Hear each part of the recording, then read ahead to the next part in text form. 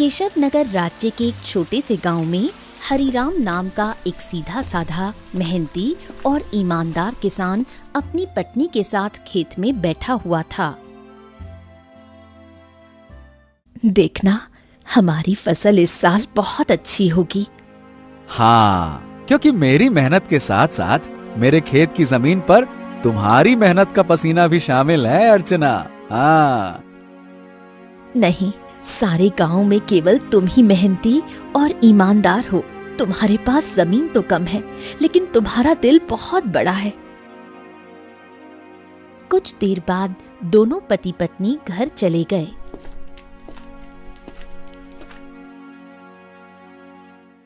मैं तुम्हें एक बात बताना तो भूल ही गई, घर में लकड़ियां खत्म हो गई हैं।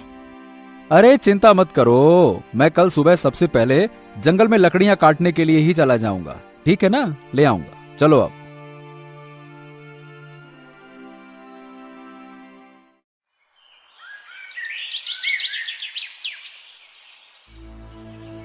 अगली सुबह हरिराम लकड़ियां काटने के लिए जंगल चला गया।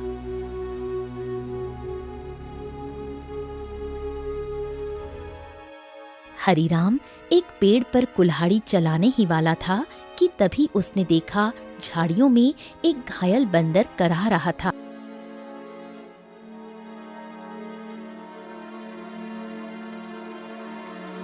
हे भगवान, बाप रे, इस बंदर को तो लगता है किसी ने बुरी तरह से घायल कर दिया है। जरूर किसी जंगली जानवर ने इसके ऊपर हमला किया होगा। बताओ भला, बेचारे का हाथ खून से भरा हुआ है। ओहो हो।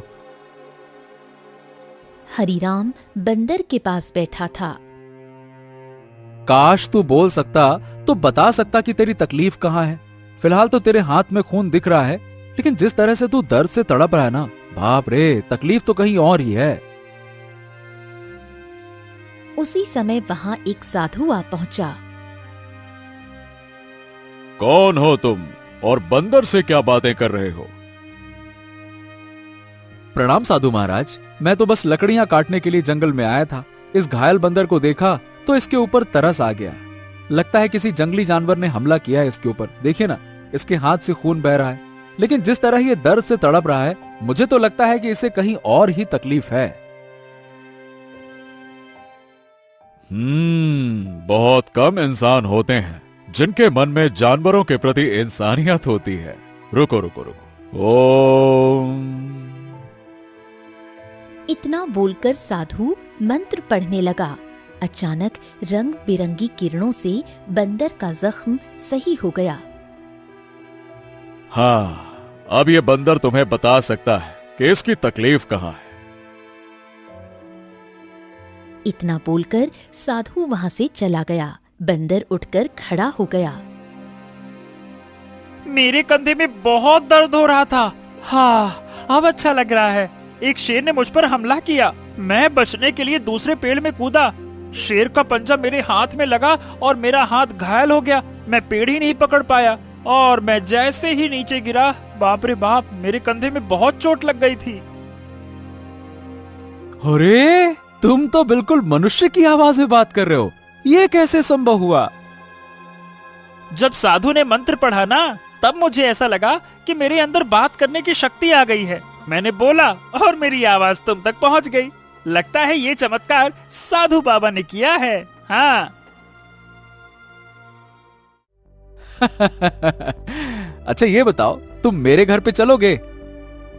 ओहो, अब तुमने मेरी जान बचाई है तो अब तो मैं तुम्हारे साथ ही चिपक गया हूँ। मतलब मैं तुम्हारे साथ ही रहूंगा। और क्योंकि मैं इंसानों की तरह बात करने लगा हूँ, तो मैं बंदरों से अब तो अलग हो गया हूँ ना। क्या करूंगा उन बंदरों के साथ रहकर? अब तुमसे बातें करूंगा जी भर के। चलो, तुम मेरा कोई अलग नाम भी रख सकते हो। बताओ बताओ, मेरा क्या नाम रखोगे? बड़े मजे की बातें करते हो तुम। चलो ठीक है, मैं तुम्हें आज से गोलू कह के पुकारूंगा। क्यों, कैसा नाम है? अच्छा नाम है ना? हाँ, अच्छा नाम है। चलो चलो चलो चलो, घर चलते हैं।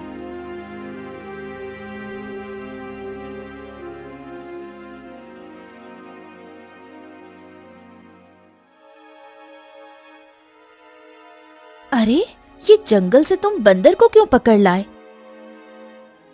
हरिराम पूरी घटना अर्चना को बताने लगा। क्या वास्तव में बंदर बात कर सकता है? अरे तुम स्वयं पूछ लो। क्या नाम है तुम्हारा? मेरा नाम गोलू है। हरिराम ने मेरी जान बचाई है और अब मैं उसका साथी हूँ। साथी क्या, अब तो मैं तुम्हारे परिवार का हिस्सा हूँ। हाँ। अर्चना आश्चर्य में पड़ गई। समय बीतने लगा। गोलू की मौजूदगी घर में नई जान ले आई थी। धीरे धीरे गोलू अर्चना के काम में हाथ बटाने लगा। गोलू अब हरिराम का सच्चा साथी बन चुका था। एक दिन गोलू हरिराम से बोला, हरिराम, अब मैं भी तुम्हारे साथ खेत में चलूंगा। क्या करूंगा घर में बैठे बैठे, मुझे भी चलना है। अरे गोलू, खेत का काम आसान नहीं होता, बहुत मेहनत लगती है। क्या करोगे तुम वहाँ पे? अरे क्या करूंगा क्या, मैं भी तुम्हारे साथ मेहनत करूंगा। और क्या मुझे कम मेहनती समझा है क्या? बस डर ये है कि गांव वालों ने तुम्हें बोलते हुए देख लिया ना, तो वो न जाने क्या समझेंगे। अरे पर जब मैंने तुमसे पहली बार बात की थी तो क्या तुम डरे थे क्या, बताओ? देखो गोलू, मैं दुनिया को जानता हूँ। हर कोई मेरे जैसा नहीं होता है जो तुम्हें समझ सके। ओहो, मुझे दुनिया से क्या है लेना देना, मुझे तो तुम्हारे संग है रहना। मेरा मतलब ये है कि मुझे बस तुमसे मतलब है, क्योंकि मैं तुम्हारा साथी हूँ। हाँ। हरिराम मुस्कुराया और अगले दिन गोलू को साथ लेकर खेत चला गया। कुछ ही दिनों में गोलू ने खेती की हर बात सीख ली। अब वो हरिराम का सच्चा मददगार बन गया था।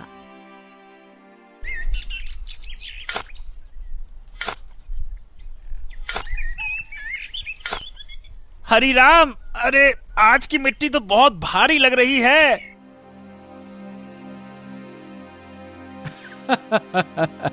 गोलू, अब तो तू पक्का किसान बन गया है। मिट्टी का भी फर्क समझने लगा है।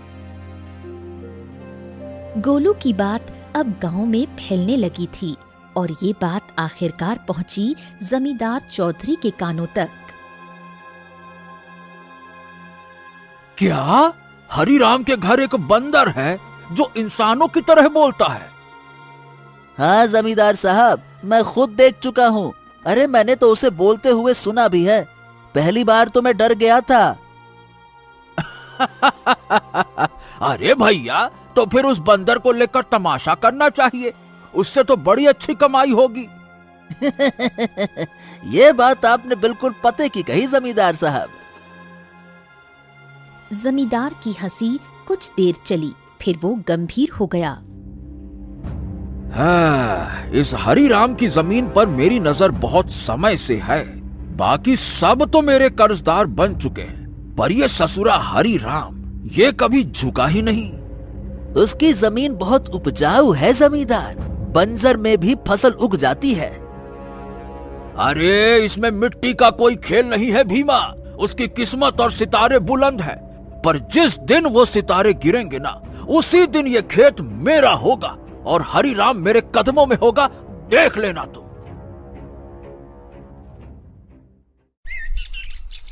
समय ऐसे ही बीतने लगा। एक दिन हरिराम और गोलू जब खेत से घर लौटे तो आंगन में बैठी अर्चना को देखकर दोनों के चेहरे पर चिंता की रेखाएं खिंच गईं। अरे अर्चना, क्या हुआ? ये कैसी खांसी है?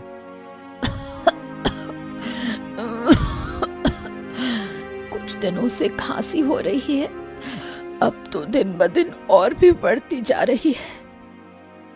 हरिराम, इसे नजरअंदाज मत करो, किसी अच्छे वैद्य को तुरंत बुलाना चाहिए। हरिराम ने देर न करते हुए गांव के एक अनुभवी वैद्य को बुला लिया। वैद्य ने अर्चना को ध्यान से देखा। हरिराम, देखो, इन्हें एक विचित्र बीमारी हो गई है। अगर समय पर इलाज न मिला तो ये जानलेवा हो सकती है। हाँ, नहीं वैद्य जी, आप तो इलाज शुरू कीजिए, मैं कोई कसर नहीं छोड़ूंगा।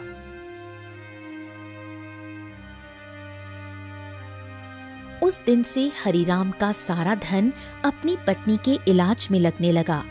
हफ्तों बीतते गए और एक दिन ऐसा आया जब उसकी सारी जमा पूंजी खत्म हो गई। उस दिन हरिराम घर पर अकेला बैठा था।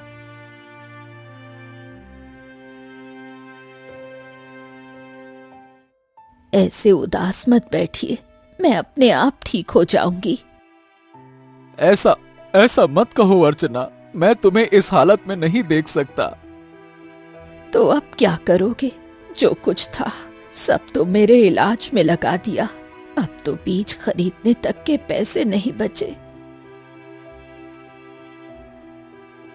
हरिराम सिर झुकाए बैठा था। तभी गोलू तेजी से दौड़ता हुआ आया। हरिराम, हिम्मत मत हारो। तुम्हारे 2 भाई इस गांव में रहते हैं और तुमसे ज्यादा धनी भी हैं। उनसे मदद क्यों नहीं मांगते हो, हैं? हरिराम को ये बात ठीक लगी। उसी शाम वो गोलू को साथ लेकर अपने बड़े भाई केशव के घर गया। ओहो हरी राम, क्यों भाई आज हमारे घर का रास्ता कैसे भूल गए हैं? भैया, अर्चना की बीमारी के बारे में तो अब गांव में सब जानते हैं। मैंने जो कुछ कमाया सब इलाज में लग गया। अब कुछ धन की जरूरत है भैया। तुम तो जानते हो मेरी फसल इस बार खराब हुई है। अब खुद मुझे उधारी लेना पड़ रहा है तो मैं तुम्हें कहां से दूं? हरिराम कुछ नहीं बोला, सिर झुकाकर बाहर निकल आया। अरे वो झूठ बोल रहा था हरिराम, मैंने उसके चेहरे को देखा है। वो देना ही नहीं चाहता था। हाँ जानता हूँ रे गोलू, पर चलो एक और भाई है, उनसे मिलते हैं, चलो। अब दोनों बिरजू के घर पहुंचे। बिरजू ने दरवाजा खोला और हरिराम को देखकर चौंक गया। ओ हरिराम, आज भाई की याद कैसे आ गई? भैया भैया, मेरी पत्नी अर्चना बहुत बीमार है, थोड़ा सा धन चाहिए इलाज के लिए। क्या? अरे बंटवारे में वैसे भी तुझे ज्यादा जमीन मिल गई थी, उसे बेच नहीं देता? मेरे पास धन का पेड़ लगा है क्या जो मांगने चला आया? झूठ मत बोलो भैया। सच तो यह है कि तुमने और केशव भैया ने मेरे हिस्से की जमीन भी दबा ली थी। मुझे 6 बीघा जमीन मिलनी थी, बस 2 बीघा मिली है, 2 बीघा। अरे निकल जा यहाँ से। अगर कर्ज लेना है तो जमींदार के पास जा। मुंह उठा के चले आते, भाग यहाँ से।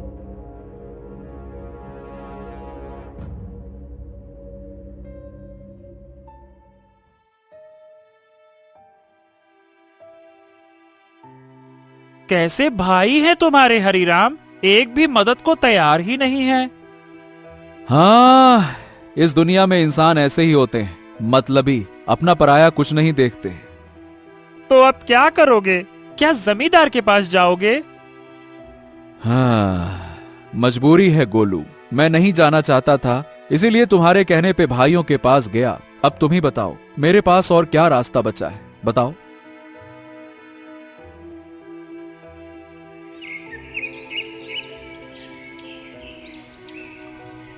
अगले दिन हरिराम और गोलू जमींदार की हवेली में जा पहुंचे।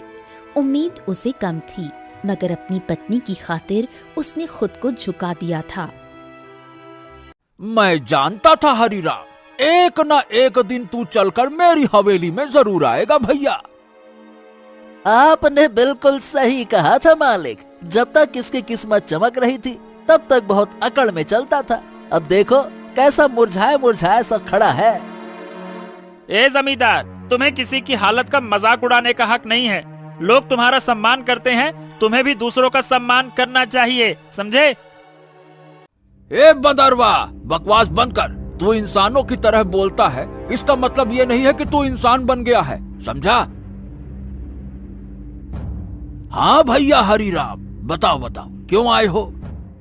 क्या बताएं, आपको तो सब पता है, मेरी पत्नी बीमार है, सारा धन इलाज में चला गया, कुछ धन की आवश्यकता है। अच्छा अच्छा अच्छा अच्छा, धन चाहिए तो भैया मेरी शर्तें सुन लो। ब्याज 50% और बदले में कुछ गिरवी रखना होगा। हाँ, मेरे पास कुछ बचा है क्या जो गिरवी रखूं? जो सोने के आभूषण थे वो भी इलाज में बिक चुके हैं। अरे है ना, क्यों नहीं है? तेरे पास 2 बीघा जमीन है, भैया उसे गिरवी रखो। वक्त पर कर्ज चुकाएगा तो जमीन तेरी वरना मेरी, सीधा हिसाब। बोलो भैया। हरीराम सोच में पड़ गया। उसे अपनी पत्नी का जीवन बचाना था, मगर कीमत बहुत बड़ी थी। अरे ये तो सरासर अन्याय है। तुम किसी की मजबूरी का फायदा उठा रहे हो। ऐसे तो हरीराम कभी कर्ज ही नहीं चुका पाएगा। ए हरीराम, पहले तो तू इस अपने पालतू बोलने वाले बंदर को ले जा यहाँ से, नहीं तो मेरा मन बदल गया तो हो गया तेरा काम। जब से आया है पटार पटार पटार पटार। चुप कर। हरीराम चलो मेरे साथ, ये कर्ज मत लो, चलो। गोलू, मेरे पास अब और कोई चारा नहीं है। अरे तुम बस चलो तो, मैं तुम्हारी मदद करूंगा ना। हाँ चलो मेरे साथ। हरीराम गोलू के साथ चला गया। हवेली के भीतर जमींदार और भीमा गुस्से से खौल रहे थे। ए मालिक, हरीराम तो हाथ से निकल गया। अरे चिंता मत कर बेटा, मजबूरी उसे फिर लौट आएगी। कितना दूर जाएगा वो?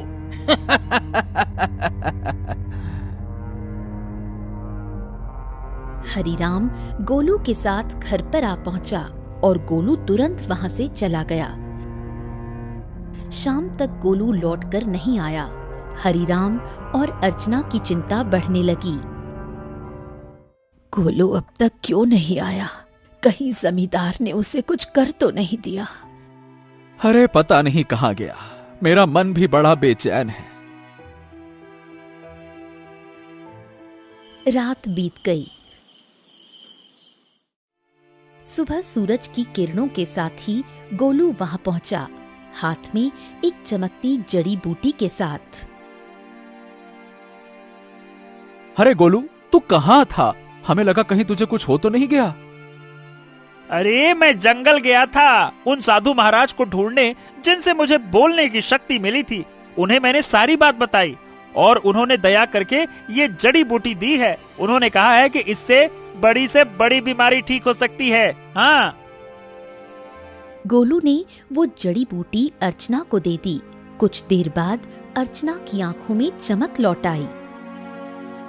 मुझे बिल्कुल स्वस्थ महसूस हो रहा है, जैसे मैं कभी बीमार ही नहीं थी। हाँ। अर्चना, तुम्हारी खांसी भी ठीक हो गई। और गोलू, तू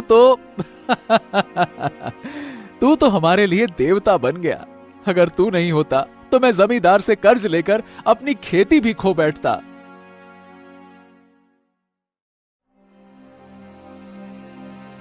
हाँ, अब मेरी पत्नी तो ठीक है, लेकिन खेत में बीज डालने के पैसे तक नहीं बचे। मैं जानता था कि अर्चना के ठीक होने के बाद तुम्हें बीज की जरूरत पड़ेगी, इसीलिए मैं साधु महाराज से बीज भी लेकर आया हूँ। हाँ, ये देखो। क्या बीज? हाँ, उन्होंने ये चमत्कारी बीज दिए हैं। अब देखो, अगर तुम इन्हें अपने खेत में बो दोगे तो ऐसी फसल उगेगी जो पूरे राज्य में किसी ने नहीं उगाई होगी, और सबसे पहले तुम्हारी फसल ही तैयार होगी। हाँ, मजा आ गया ना? इतनी जल्दी? हाँ, लेकिन एक शर्त भी दी है साधु महाराज ने। जब तुम्हारा समय अच्छा हो जाए तब तुम उन लोगों की मदद करना जो जमींदार के कर्ज में दबे हुए हैं। अरे मित्र गोलू, गोलू गोलू गोलू, तू मेरा सच्चा साथी निकला।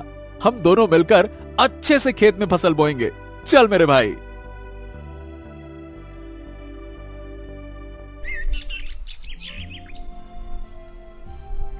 अगले ही दिन हरीराम, गोलू और अर्चना ने मिलकर खेत जोता, बीज बोया और आकाश की ओर देखकर मेहनत का वादा किया। कुछ ही दिनों में हरीराम के खेत में ऐसी फसल लहराई जैसे किसी ने पहले कभी नहीं देखी थी। गांव वाले चकित रह गए। अरे देखो रे देखो, हरीराम के खेत में तो जैसे सोने जैसी फसल लहरा रही है। हाँ हाँ हाँ हाँ हाँ। हाँ, हमारी फसल तो अभी जामी भी नहीं है और इसकी तो फसल भी तैयार हो गई। और उसकी बीवी अर्चना जो कि महीनों बीमार रही, अब रोज खेत में काम करती है। भैया ये तो कोई चमत्कार ही लगता है।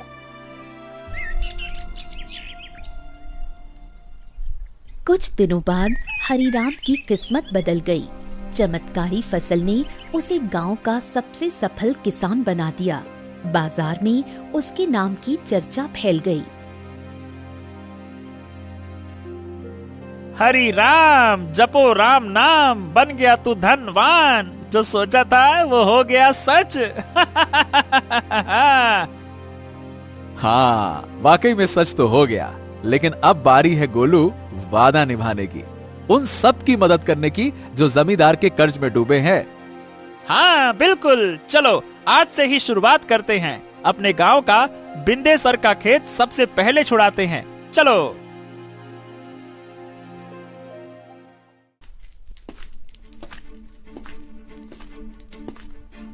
हरिराम और गोलू ने अपना मुनाफा इकट्ठा किया और एक एक कर गांव वालों का कर्ज चुकाने लगे। बिंदेसर, भोलू, रज्जो सभी ने अपनी जमीन वापस पा ली। हरिराम भैया, आज आपने हमें नया जीवन दे दिया। सही बताओ, बिल्कुल, बहुत बहुत धन्यवाद।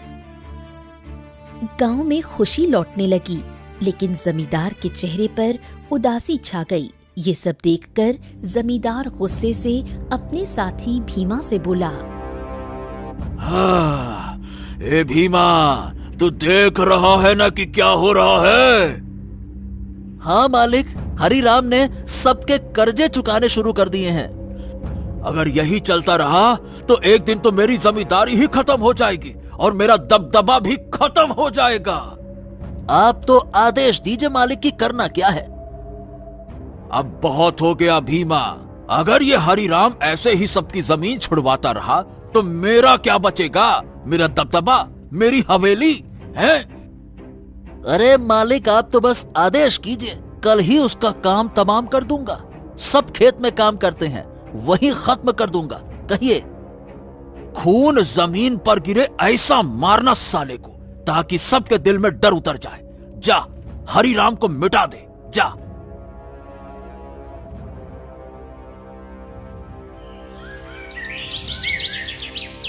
सुबह का सूरज उगा, लेकिन किसी तूफान से पहले की शांति जैसा लग रहा था। हरिराम खेत में बीजों को देख रहा था, जो अब सोने जैसे चमकते दिखते थे। अरे गोलू, देख तो, ये फसल तो जैसे गाना गा रही हो। तुम्हारे हाथ की छुअन में जादू है। हाँ बिल्कुल सही कह रहे हो मित्र। इस बार की फसल सोने की फसल जैसी उगती हुई दिख रही है। वाह वाह वाह वाह वाह वाह। इतना बोलकर अचानक गोलू एक ओर हट गया। सच तो ये था कि गोलू को किसी की आहट की भनक लग चुकी थी। तभी वहां जमींदार और भीमा आ पहुंचे। भीमा के हाथ में लंबा बर्छा था। हरिराम झुका हुआ था। अब भुगतो किसान।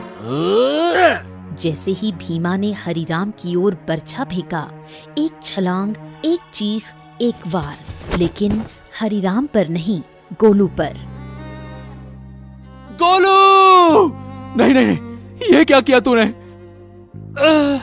तुम्हारे लिए मित्रता का मतलब सिर्फ साथ नहीं होता, कभी कभी बलिदान भी होता है। तूने मेरी जान बचाने के लिए अपनी जान दांव पर लगा दी। क्योंकि तुम मेरे साथी हो और मैं तुम्हारा।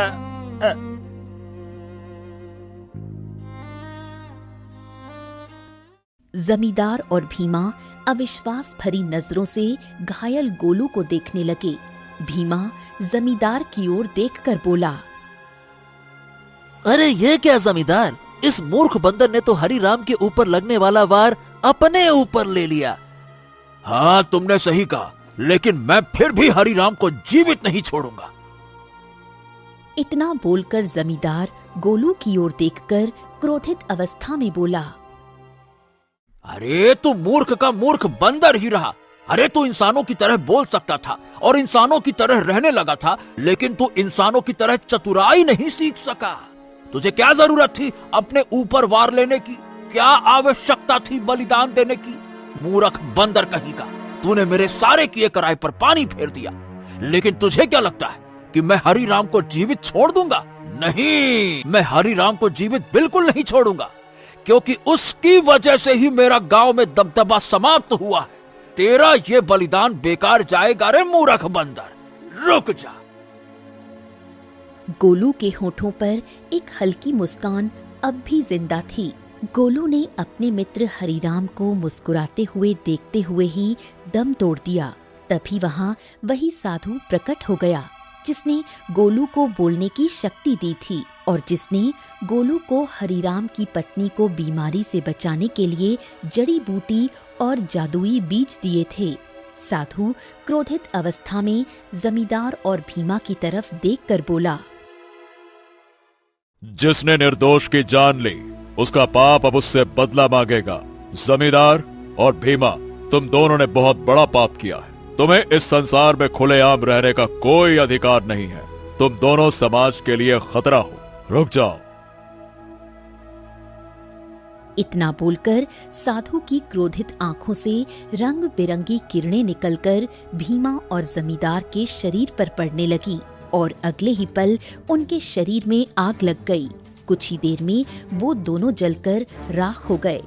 गांव वाले इकट्ठा हो गए। साधु हरिराम की ओर देखकर बोला, हाँ, तुम्हारा और गोलू का साथ यहीं तक लिखा था हरिराम। लेकिन साधु महाराज, जमींदार के साथी भीमा ने मेरे ऊपर हमला किया था, लेकिन गोलू ने उसे अपने शरीर पर ले लिया। हाँ, क्योंकि वो तुम्हारा सच्चा साथी था। जाते जाते गोलू ने अपनी मित्रता का कर्ज चुका दिया। अपने साथी को कभी नहीं भूलना हरिराम।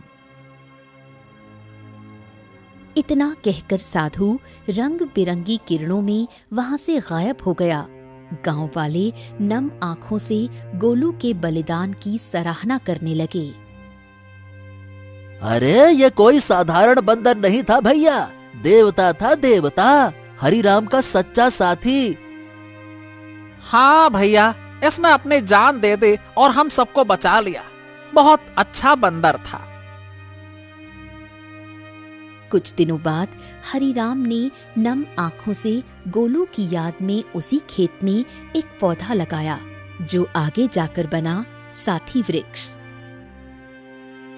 गोलू, तेरे बिना सब अधूरा लगेगा, लेकिन तू मिटा नहीं। तू हर उस फसल में है जो इस धरती से उगेगी। कभी कभी सच्चा साथी इंसान नहीं होता, वो एक जानवर हो सकता है जो बिना शर्त प्रेम करे, रक्षा करे और अगर जरूरत पड़े तो जीवन भी दे दे।